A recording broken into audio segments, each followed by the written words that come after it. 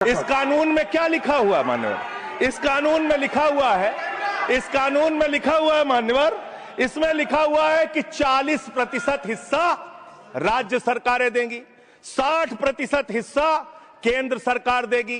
पहले 90% हिस्सा केंद्र सरकार देती थी, 10% हिस्सा राज्य सरकारें देती थी। आज तो ज्यादातर राज्य सरकारें आपकी नीतियों की बदौलत, आप जीएसटी का पैसा खाते हैं, राज्यों के टैक्स का पैसा खाते हैं, आपने राज्यों को खोखला कर दिया, आपने राज्यों को कर्ज में डुबा दिया। अब आप कह रहे हैं राज्य सरकारें इसमें पैसा लगाएंगी, यानी आप इस योजना को मारना चाहते हैं, आप इस देश के मजदूरों का हक मारना चाहते हैं, इस योजना को पूरी तरीके से खत्म और समाप्त करना चाहते हैं। इस मंशा से आप इस योजना को लेके आए हैं, क्योंकि राज्यों के ऊपर आज जो कर्जा है वो मैं पढ़ के आपके सामने सुनाना चाहता हूं।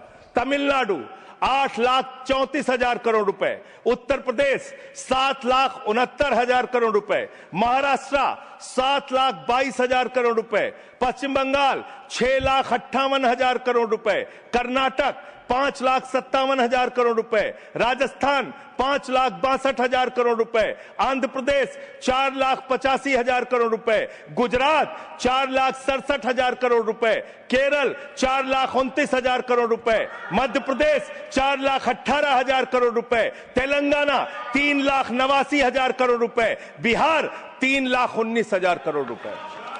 ये कर्जे में डूबे हुए राज्यों से, ये कर्जे में डूबे हुए राज्यों से आप ये कह रहे हैं कि 40% पैसा लगाओ, यानी कि सर आप ये हम बोल रहे हैं, कौन बोल रहा है सर?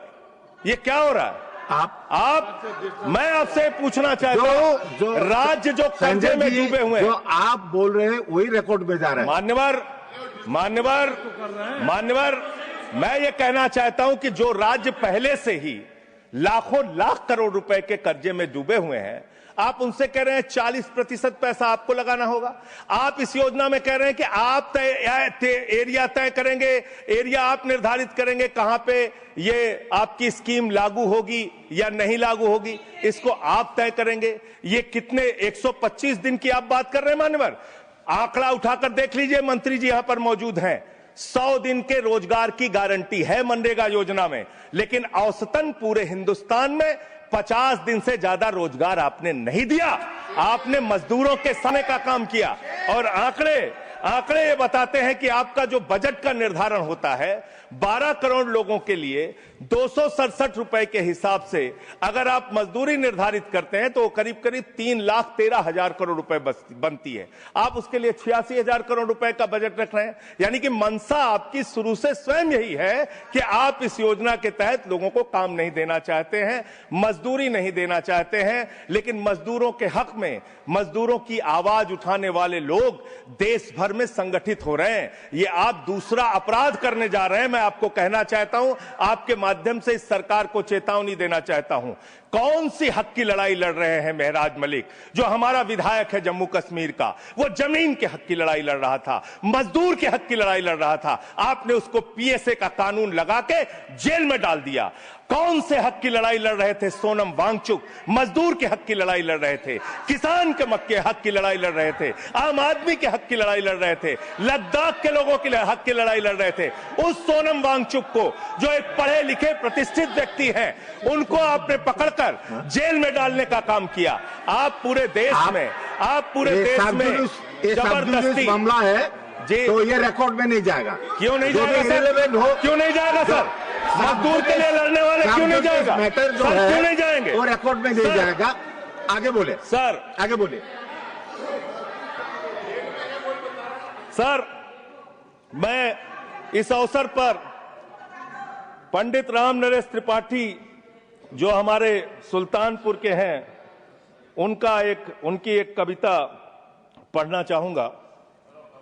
ना मंदिर में, ना मस्जिद में, ना गिरजे के आसपास में, ना पर्वत पर, ना नदियों में, ना घर बैठे, ना प्रयास में, ना कुंजों में, ना उपवन में, शांति भवन या सुख निवास में, ना गाने में, ना बाने में, ना आशा में, ना ही हास में, ना छंदों में, ना प्रबंध में, ना अलंकार, ना अनुप्रास में खोज ले कोई राम मिलेगा दीन जनों की भूख प्यास में।